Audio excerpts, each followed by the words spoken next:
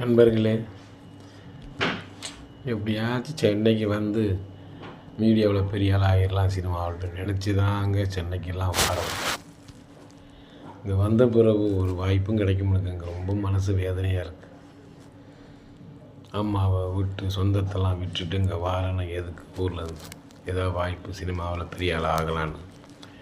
ஆனால் ஒரு வாய்ப்பும் கிடைக்க முடியுங்க நண்பர்களே. கெட்ட பேர் தான் வருது, அதிகமாக கெட்ட பேர் தான் வருது. நண்பர்களே, மக்களே, ஏதோ ஒரு வழி சொல்லுங்கள் நண்பர்களே. நான் இருக்கணுமா இல்லை செத்துடணுமா? ஏதோ ஒரு வழி சொல்லுங்கள். ஏன்னா சினிமாவை விட்டு வேறு தொழில் பார்க்க முடியல. கொஞ்ச நாள் போவேன், அப்புறம் சினிமா தான் வருது.